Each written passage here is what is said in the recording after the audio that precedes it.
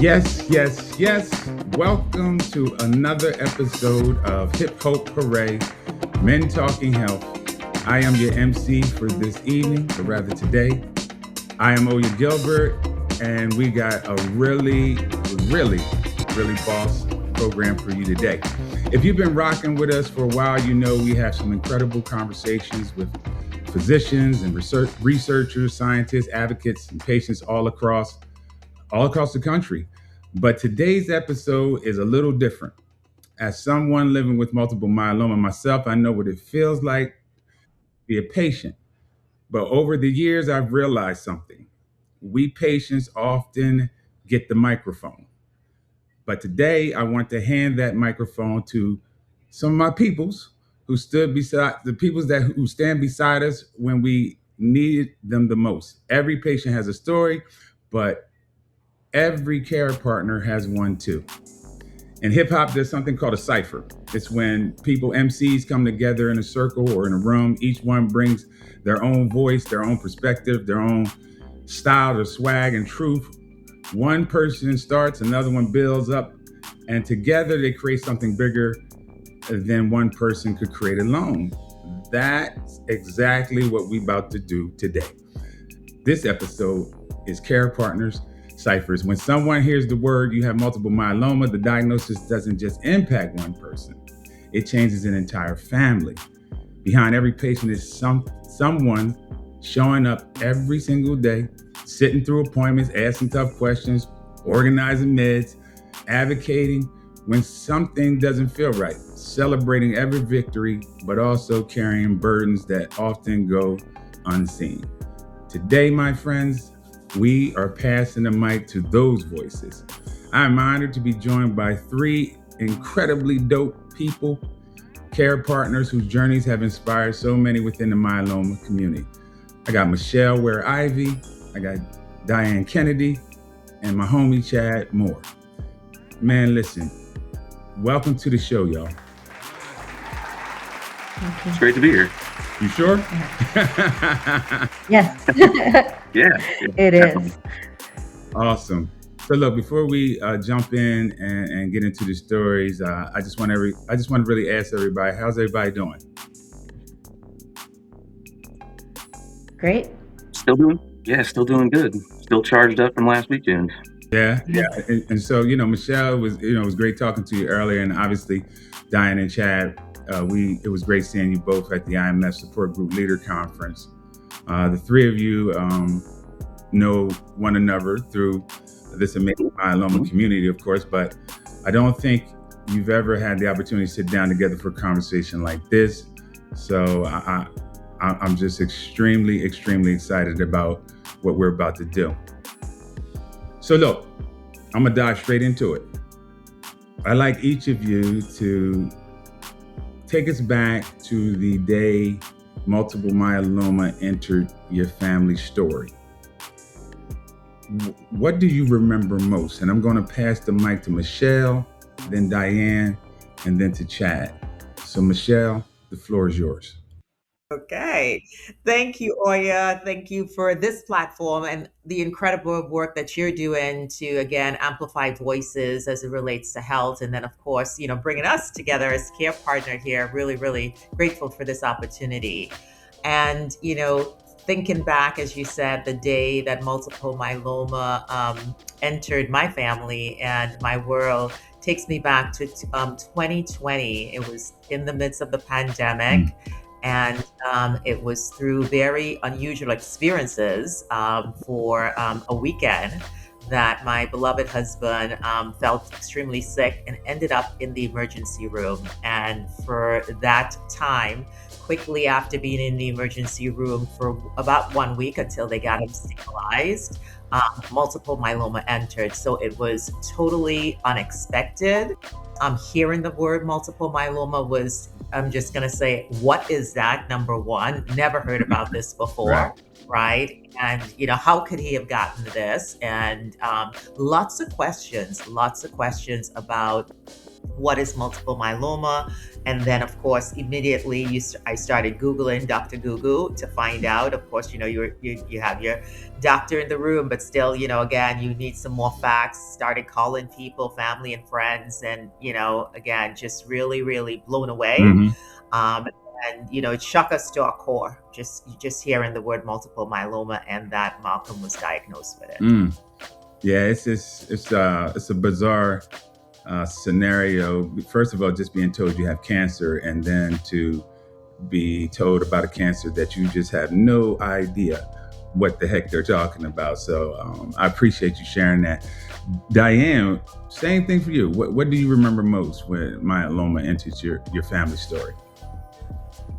Sure. Well, Todd was diagnosed actually same day as you, I believe, December 26, 2017. So day after Christmas. We had hosted Christmas. We had a household of people that had traveled from around the state to visit us.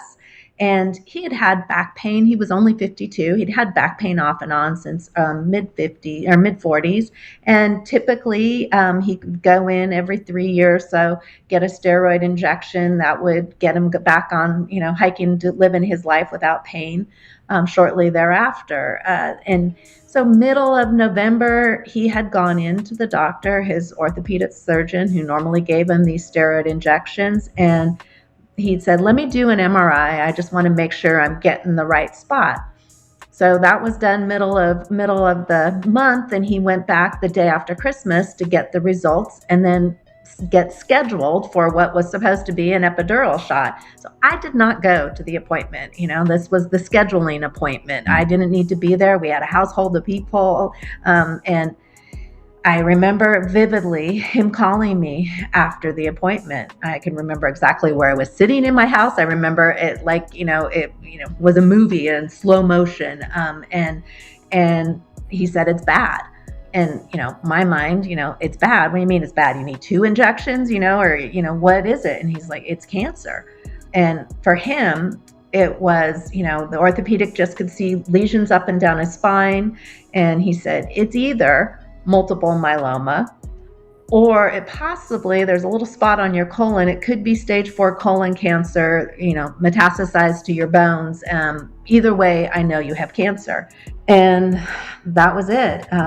And we spent the next week trying to get into any doctor to confirm the diagnosis, because we didn't know if he had weeks to live with stage 4 colon cancer, or if we were the lucky ones, which is crazy to say, but multiple myeloma had a better prognosis as a terminal, incurable at the time, cancer than stage 4 colon cancer.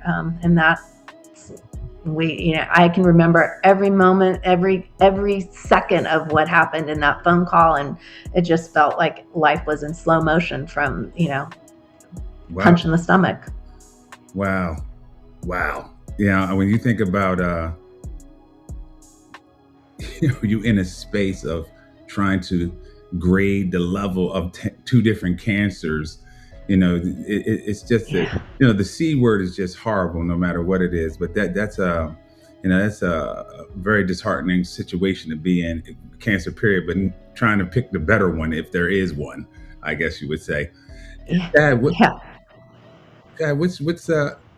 I'm gonna ask you the same question. What changed? What was the dynamic of your family when that entered the picture? Well, it's kind of we experienced somewhat of a similar situation. Whenever the doctors finally wheeled us into a room and discussed what the possibilities could be, they told us that it was due to Adrian's fracture in her back, and they said due to the nature of the fracture and that she hadn't had any traumatic injuries or anything like that it was due to a disease, and some of those diseases were either leukemia or multiple myeloma. And I remember thinking, I hope it's not leukemia, because I knew what that was. I knew that was cancer. But multiple myeloma, I didn't have any idea what it was. And I went through a whole wave of emotions, literally right there sitting in that little nondescript windowless gray room. I remember being angry at the doctors for not catching it and sending her to chiropractors and physical therapists and questioning her diet and all these other things. And then telling us that it looked like she had been shot point blank range by a small caliber rifle on her spine. Like how did you miss that? So then, once you get past the anger, it was just all about protecting and fixing. So from that point on, it was, I wanted to wrap myself around Adrienne to make sure that nothing could affect her mentally or emotionally. That was honestly my biggest fear whenever she was diagnosed, and whenever you brought this up just earlier, I flashed back and I can clearly remember being concerned that my wife would lose what makes her her, because she has such an amazing spark about her, and it comes from the positivity that she carries within herself. And I was worried that was gonna get snuffed out. Yeah. Wow. I mean, I hate to keep using the same word, but that's what I think about. And when you say the dynamic, it looked like like she had got shot by a small caliber pistol, and that it was overlooked. Because even in my situation, they just, obviously the protein was in my blood and urine, but they just never looked. It's amazing how we're in these spaces and our, and for me, as being a patient, and of course your loved ones, the similarities of the stories of just not looking for the right thing, not, seeing what they see and don't really make a move, just as I'm assuming with you, Chad, I think your wife was relatively and still relatively young. So I'm sure there was some biases that went along with that. It's just incredible. I guess I want to know for each one of you, and you can keep it as brief as you want, but when you did hear about, thinking about back at that day, when you did hear myeloma and all that, what did you hear that day that you didn't truly understand until months later? I mean, probably everybody's answer is going to be myeloma, but so I'm going to take that one off the table. But what didn't you truly understand until months later? I'll start with you, Diane. Well, we actually knew two people that had myeloma, and one had a relatively smooth progression from diagnosis to treatment and was, under control in the standard sense pretty quickly. And then one woman that was younger had really had a tough go of it. I mean, her first 6 years, she spent more time in the hospital than she did at home. And so we reached out to both of them right away, and we're like, okay, well, can we pick which path we'd like to go? Because we like his way, that it went a lot better. That was smooth compared to what she went through. And what we learned, it wasn't that she didn't have good care, or it's such a wonky disease, it's the same disease, and some people go down a path that, we do this, and this, and, they get to remission, or under control easy, and others don't. I mean, we just still have so much to learn, and there's no one path. There's hundreds of different paths, and that, I think, I didn't understand that at first, and I wanted to, for lack of a better, control it, and like, oh, well, we don't want to do what she did, because obviously that didn't work, but, she was doing all the right things. It just, her myeloma was tough. So understanding that was huge, and a big eye-opener. Well, Michelle, what's something that you didn't understand till months later? Yeah, so a lot of stuff, a lot of stuff.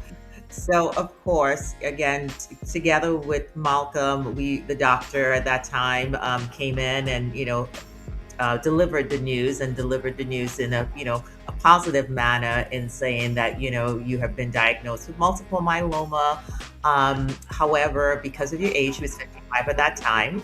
So because of your age and because you're so fit and healthy, that you'll be able to combat this. So that gave us an assurance, but we didn't know what multiple myeloma was. And then we are believers. So immediately we went into prayer, and we believe that all is going to be well. Yes, it's cancer, it's fatal, but all is going to be well.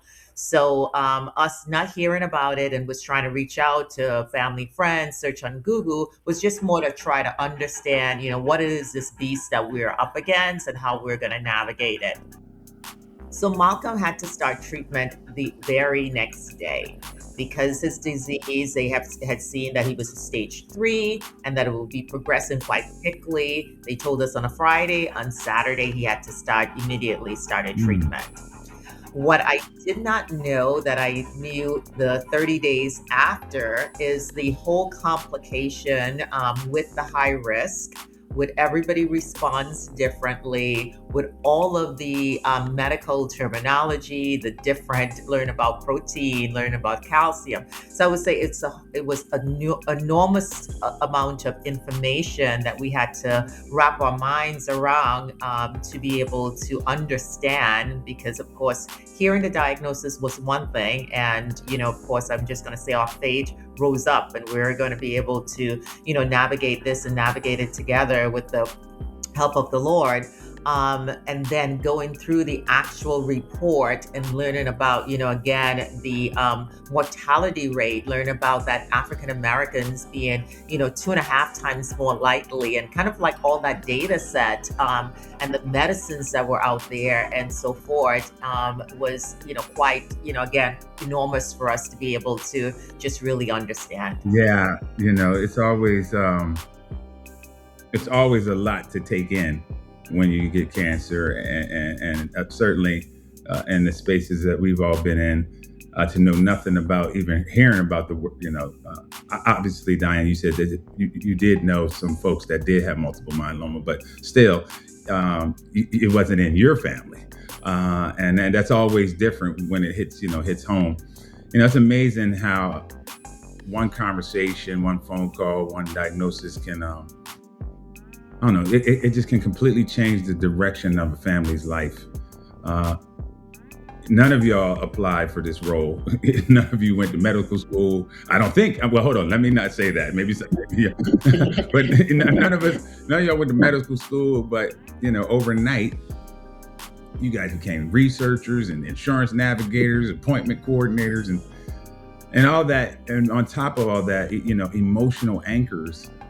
And I just curious, when did you guys realize, and I'll go to you, Chad, when did you realize you had become, you had to become an expert because someone you loved is dependent on you? I realized immediately that I wanted to be, because I wanted to know what was going on whenever we were in the room. I didn't trust necessarily that she was going to get the correct opinion all the time. And I know that I'm not going to get a crash course on medical school in the next couple of weeks, but at least if I have a couple of the right questions to ask, maybe I can, get a little bit more clarification on things. And Diane, when did you realize that you had to become this expert overnight? And what did that feel like? Pretty quickly. Yeah.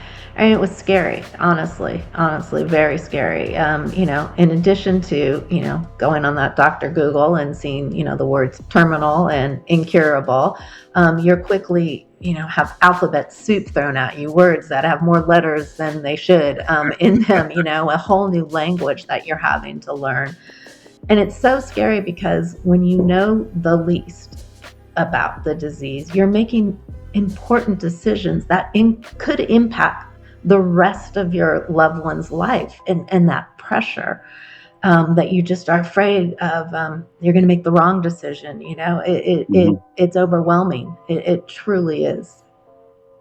Yeah, I think that's actually whenever you talk about Dr. Google, and whenever I got on, and one of the very first things that Dr. Google returned to me was that the 5-year survival rate at the time I was like 30%.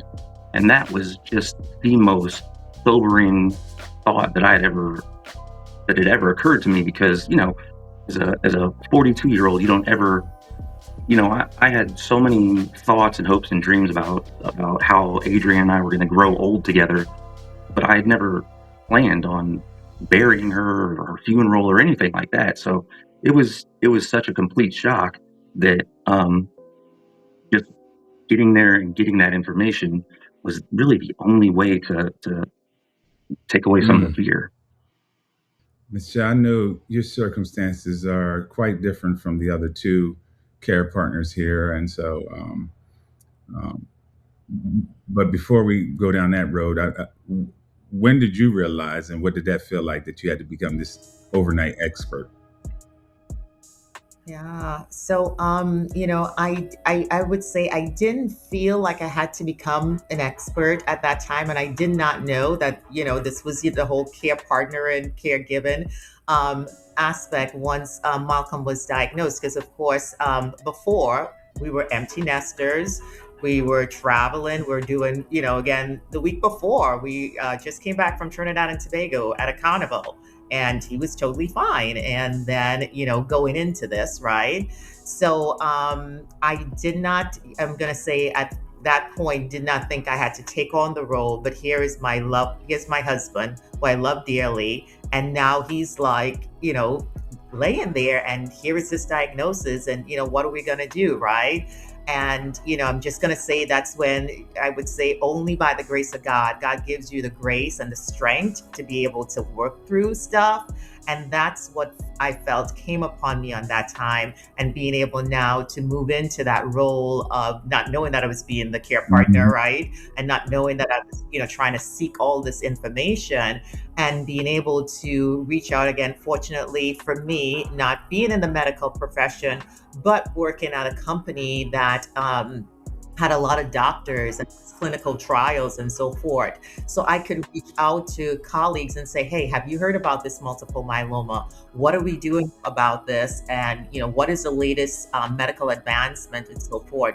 So I was quite fortunate to be able to have that as a resource, to be able to help, I'm going to say level set us with all the stuff that we were hearing and seeing. And then just, my love for, okay, are you okay? Now we got to go to this doctor. Now we got to make this decision together about, again, they're saying starting treatment tomorrow. Okay, we're going to go with it because that's, the advice from the doctor. And this is the type of treatment that you're going to be on. Okay, we're saying okay, and we're going along.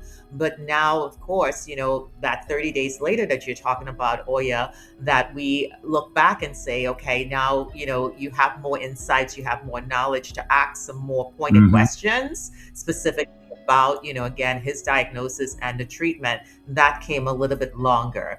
So for me, it was all about, okay, I want to make sure I'm taking care of you. I want to make sure that we're getting the right information. So we had, I'm going to say 4 different sources. Okay, the doctor source, a second medical source, asking, phone a friend, asking a colleague, and then I was also fortunate that Malcolm was still very coherent, that we can have these conversations and we can make this decision together. Okay, we're saying that we're going to do this, and we're going down this path. So that's what my experience was, still working through this together as a couple and making those decisions. And of course, you got to the part where you have to sign off documentations, for life expectancy and stuff like that, which was quite tough process to go through and to talk through, and difficult conversation, extremely difficult conversations to have. But all I can say is grace of God.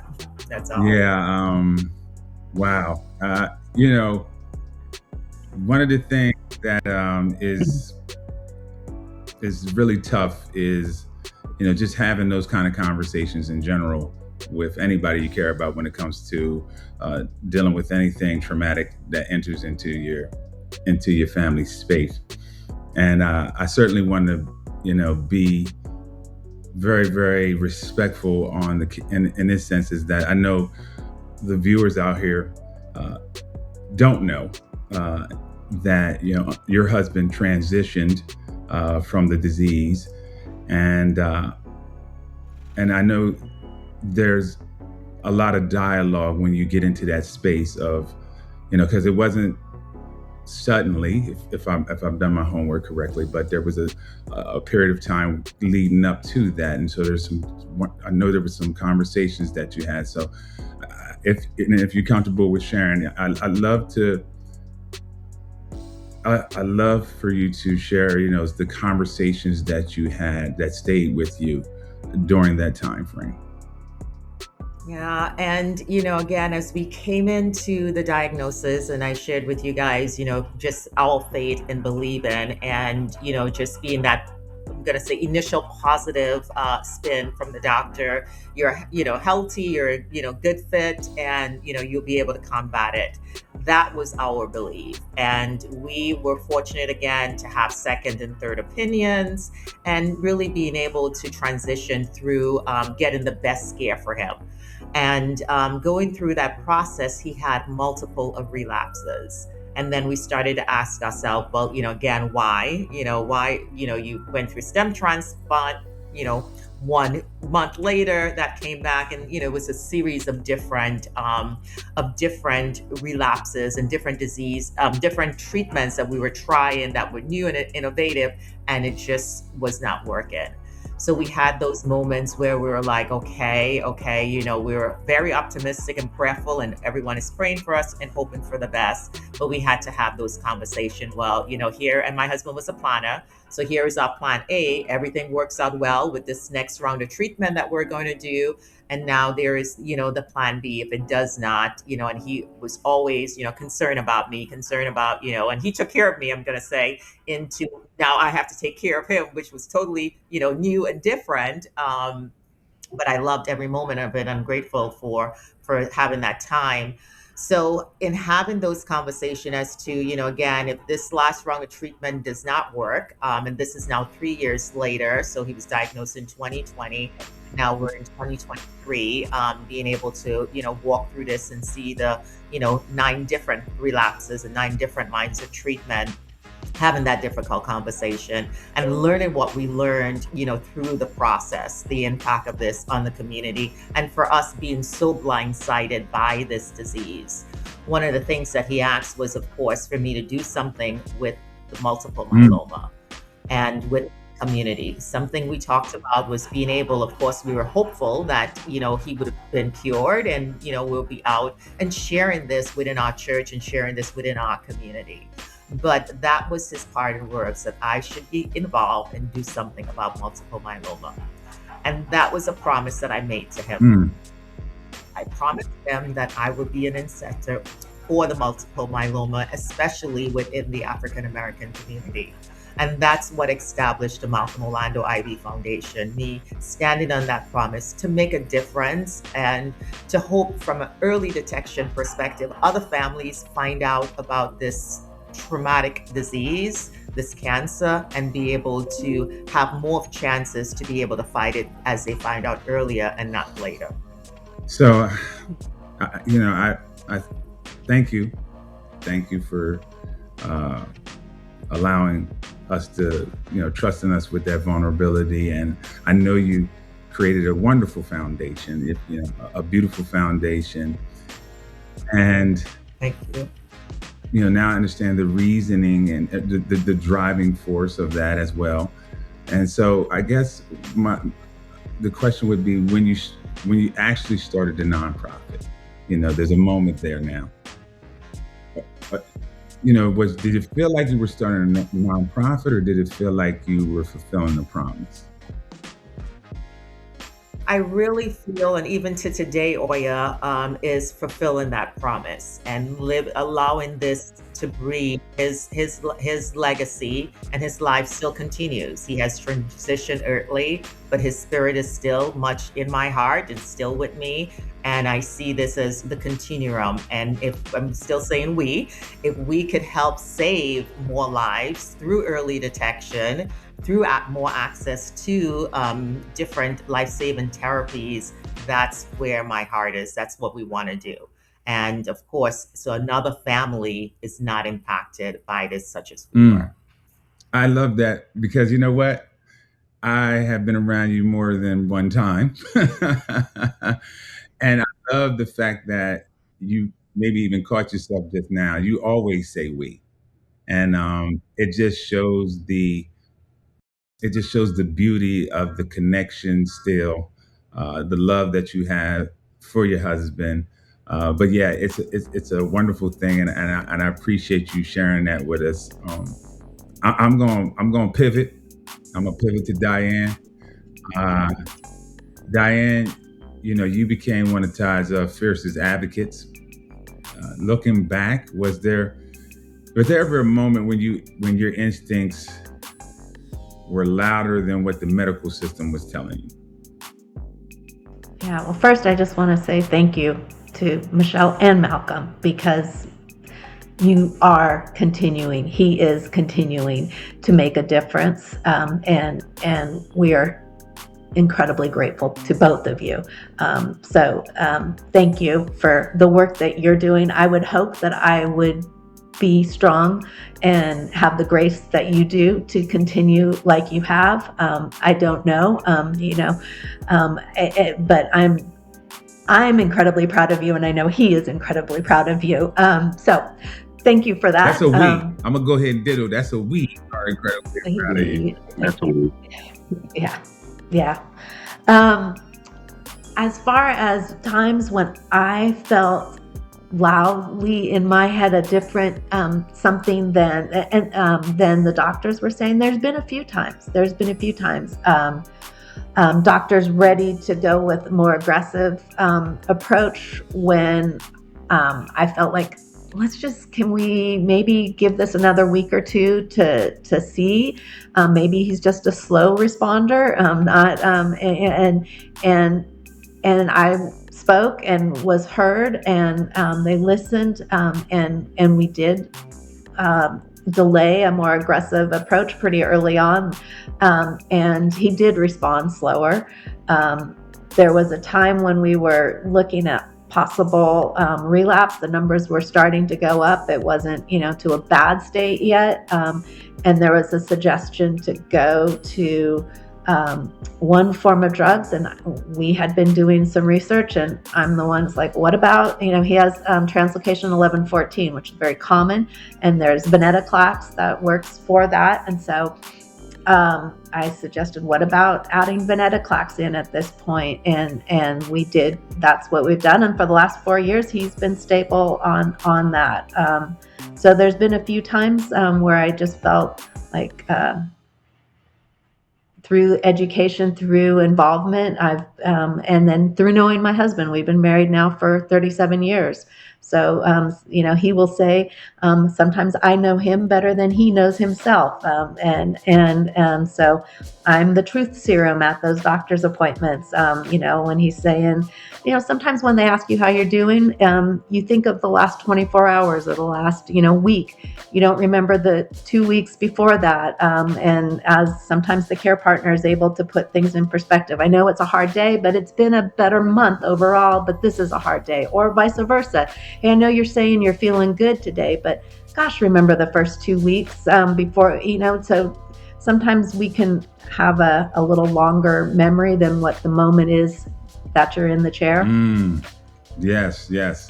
What was the word that oh man, I just lost it that fast. You said something really great just now, but it's a beautiful thing. Truth serum, probably. Thank you for Truth serum, yeah. Work with me. See, that chemo brain kicking in. The truth serum in those visits, that is a bar. And so, Todd doesn't always enjoy that I am the truth serum, but we get to the honesty of it. Sometimes like, oh, be quiet, woman. But that sometimes the truth is what we need. And it I really think is. as men on here, it's me and Chad. Yeah, we a little hard headed sometimes. Our ego and pride jumps out there a few times, maybe more than a few times. So it's a beautiful that you have the grit, determination to put yourself in a position that you ask those tough questions and you make those have those tough conversations with him, so that we can all make a better decision in that space. And I know advocating is very exhausting. And I guess, was there ever a moment when you wanted to just you closed the car door after one of those appointment, or coming home, and finally allowed yourself to just to maybe allow yourself to cry, or just to, and not necessarily always maybe physically, but just cry out from an emotional drain, because this is emotionally draining. Was there ever a moment like that? And if you didn't mind sharing that. Yeah, there's been a few. I mean, we're 8.5 years into this, and there's been one of my tips early on was they can't see you crying when you're in the shower. So a little extra time in the shower when the water's coming down and letting it flow, that's a good place for a little extra release. There's been times that I sat in the car for a few minutes longer and took a few deep breaths, maybe screamed a couple times and just kind of let it out. 8.5 years of this, and it is a long time. I'm glad we've had 8.5 years, but it hasn't always been 8.5 years of even keel, for sure. It's, this disease, catches you coming and going. It really does. And so those few moments where you just take what you can, and then you're back at it. Facts. I get it. I love that you said take a little bit extra few moments in the shower. Some people, singing is a lot better in the shower too, or they think they singing better in the shower. One about care partners, that it's tough, and you all have alluded to it, and I want to make sure I highlight this.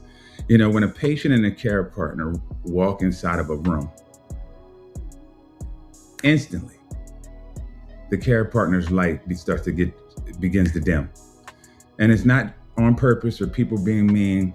It's just historically, it's the patient.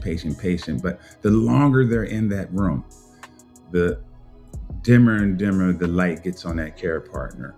And that's why I really, really appreciate having this episode today, because I wanted to make sure the light stayed on from the time you guys entered the room to the time we leave. It's very important for all care partners to understand that, and more importantly, the patients of those care partners. I think this is an important moment where I really want to make sure you guys' light stays on, the spotlight stays on you. And the part people rarely see is care partners often carry burdens silently, so that the patient doesn't have to. And, Chad, I want to ask you, your family's journey began at, very young age. Many people associate, with multiple myeloma. It typically doesn't happen to those that are young, but it did with you guys. And I think you mentioned before it happened during COVID. So now you got two crazy things happening that creates even more isolation. How did that change what being a husband meant to you? I think that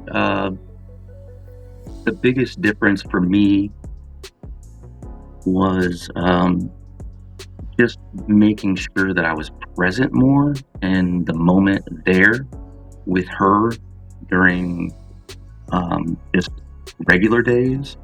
I guess prior to all this, I thought, maybe a little bit more about what the future could be or what I wanted it to be, but didn't really take the time to stop and smell the roses, and be thankful for everything that I currently have in my life and every moment that I have with the people that I love. Hold on, let me pause on that one. Yeah, being present. That's a really powerful word. A lot of people don't do it. Like, we talked at a table here at the Support Group Leaders Summit about living in the now, and being present for those around you, and just being present in the moment. But I'm sure everybody wanted updates about Adrian. Very few people probably stop, and I think that's what all care partners say. Hey, man, how you doing? So. Just really, I know it's been years that you're doing it. How are you doing as a care partner right now, and the journey so far with being Adrian's care partner? How is Chad doing? Oh, it's I think the best word to describe that is messy. That's the word I always use to describe my process, because it doesn't look like it's tidy. It doesn't look like it's organized. I'm still learning how to be a care partner. I'm learning how to be a care partner that cares about myself, and that takes care of myself. So it's a struggle. It's a learning experience. But I will say, though, the multiple myeloma community is very. A lot of people did ask me how I was doing whenever I was with the support group leaders. They're sure to check in and make sure that everything is good. That's one of the things that I learned in the first couple of months of this whole journey, was that we aren't alone. Everybody that I saw that developed cancer whenever I was younger, there was kind of the same social journey that they were on. They everybody contacted them immediately and told them how much they cared and supported them, and then throughout the next couple of years, their support kind of faded. But it's not that way in the multiple myeloma community. I've made so many friends and been able to experience so much joy. Yeah, I'm at the co-sign that one. There's folks that, because of this disease, there's people that have entered into my life that I would have absolutely never met. I mean, absolutely. Nobody's fault, just life. Just wouldn't have met. But now that I know these individuals, it's hard for me to not envision them in my life. So I completely understand where you're coming from. And I want to believe all of those cancer communities are like that. I just don't live in those. Thank God I don't have another cancer, but the importance of community and support. And I think that's one of the important reasons why I wanted to highlight care partners on this episode, is because, where is the support for the care partner? You guys spend so much energy, so much of yourself, so selfless, just, pouring. And when does that, get reciprocated? And so there's resources out there. Not as many as for the patient, though. We need to work on those things. But there are truly resources out there for care partners. I would highly recommend that a care partner take some time out of the everyday moment of that to take care of themselves. Strength doesn't always look like being fearless, and sometimes strength sometimes strength looks like just showing up when you're scared. And I think I'm speaking from a patient standpoint, but also trying to be very, very conscientious of the care partner that once was in my life, and trying to really put myself in her shoes. And I'll just give a quick example. I know she spent all of her vacation time to make sure that I was in a space of, making sure there's somebody was there for me. And that, you don't get, you just don't get vacation time. You got to earn vacation time. You got to wait till the next year. So, that's an example.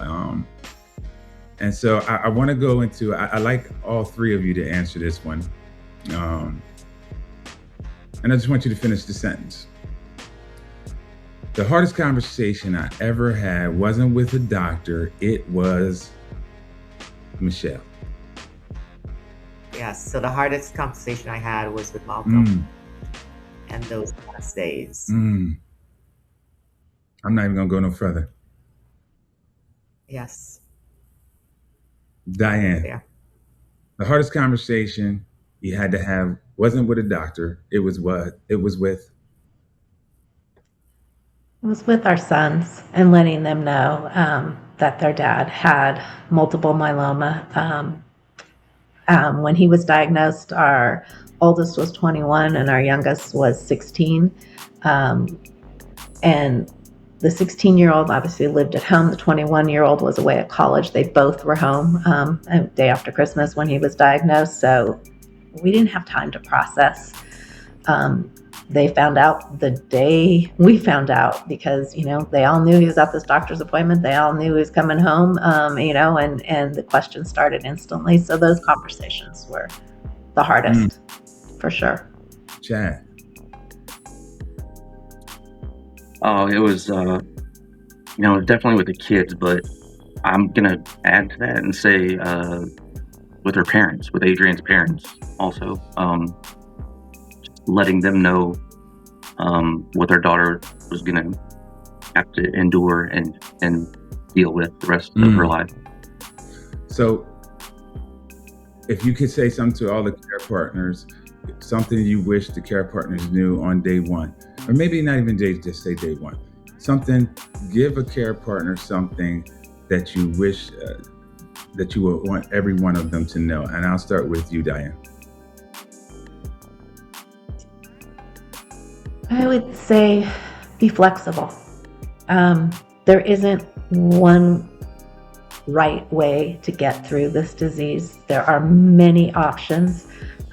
Early on, the treatment Todd was on, he was having some side effects. They needed to make an adjustment, and we were panicked, deer in the headlight. What do you mean? It's like only 2.5 weeks. And with we're already losing a treatment, and the new treatment that they started him on worked better, and he tolerated it better. So if we had just gone into that meeting early on, we would have saved ourselves, a week of anguish thinking, oh my gosh, he's failed the treatment. He didn't fail it. The treatment failed him. And there was another option that worked better. So just being flexible and understanding there's many options for patients. The wonderful Michelle. And I would say, Oya, for care partners, I would say, I'm going to say lead with love. Right. As far as, just the soft side. One, the patient does, maybe going through again their acceptance for the disease. So, we have to endure with that. So lead in that with love. But when we demonstrate that love, it does come right back to us. And that love comes back in, those moments when it's hard. It's hard, and it's okay for you to cry. I love what you said, Diane. And, it's, in the shower or wherever it is, and taking care of yourself. But that love does come back to you. So as you love on the patient through the process, because again, just based on my experience, we don't know. We just don't know. So with love does boomerang that love right back to you. And that love takes care of you in your moments of need as a care partner. And now you're able to love even more. Well, it's on you, Chad.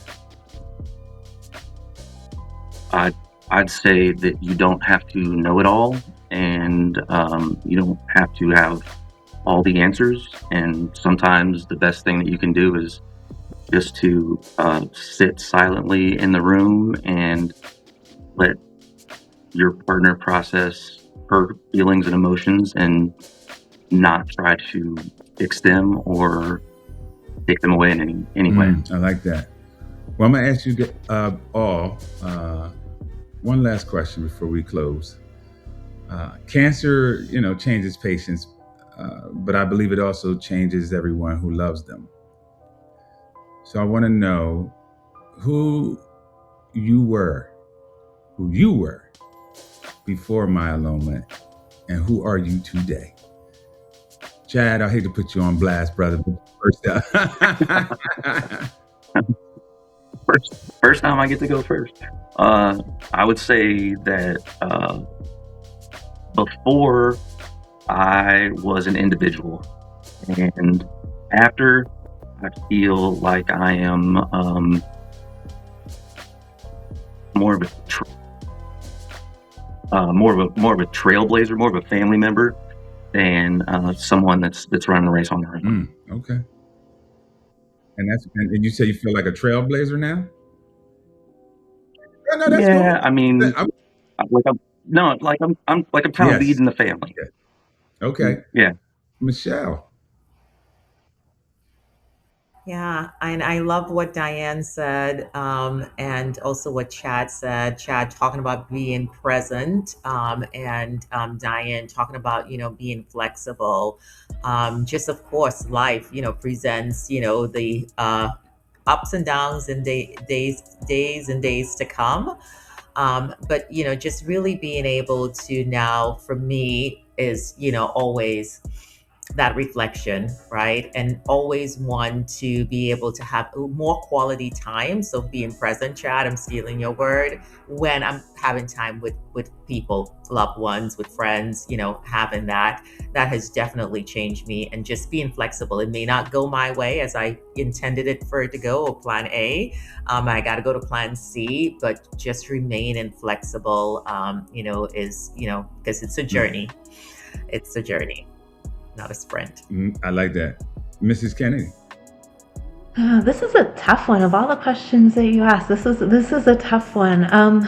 Before, I was always just, everything was organized, controlled. If I planned it, I could make it happen, right? That way. And now, life's kind of, thrown some curveballs, and things aren't always how I planned it or how I organized it. And I can't plan or organize this away from us.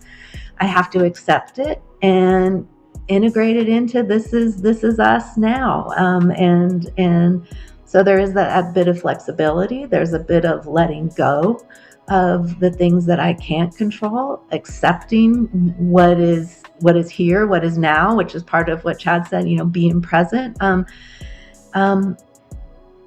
would not wish this on anyone, but the silver linings and the blessings that have come through this disease, I don't know how I would have met the three of you, for example. I don't know how I would be working with my husband and doing the work that we're doing without this, the purpose. So I have gratitude for all that has come from this, not it itself, but we are also big believers, and I do truly believe that God can use all things for good. Are all things good? Absolutely not. But when you can take cancer and make good come out of it, it's one more way we're beating cancer. So that I feel more, I have less control, but I feel more comfortable with having less control at this stage than I did 8.5 years ago. I hear you loud and clear. Can I answer again? You want to add on? You don't want to answer again, but you want to add on. Okay. I think before I was more somebody that would just kind of go along to get along. Now, if I see something that even just seems a little bit like it's falling through the cracks, I'm much more likely to speak up. Okay. Yeah, I feel that. Well, before I close out my show, I do this all the time, and I ask each one of my guests the same question. When you want to get hyped up, geeked up, whatever kind of up, give me one hip hop song that you might listen to. I'm gonna start with Michelle. I'm putting you on the spot. So, of course, Oya, I'm an island girl, right? So my first navigation is Calypso. But at the same time, Oya, of course, growing up in Brooklyn, I'm gonna go old school, LL Cool J. Oh, what song from LL Cool? Round Away Girl. Oh, Oh, Round the Way Song is, Girl. Now yeah, that joint was a banger. That was a banger. yeah, old school. LL made love songs sound cool. You know what I mean? Um, I'm going to go with Chad. I just lately started getting back into the first Outkast CD I ever bought, Southern Playlist Cadillac Funky Music. So probably Players Ball. Players Ball. Yes. That's a good one. All right.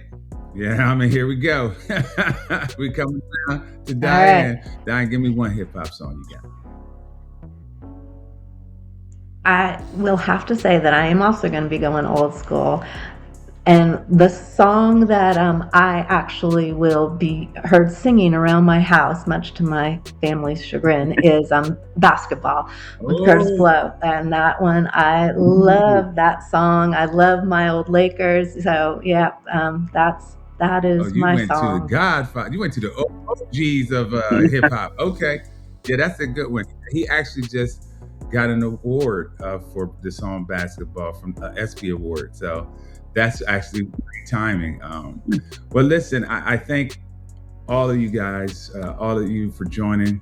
I thank you for trusting me and the platform with your voices, your stories, your vulnerability, your love.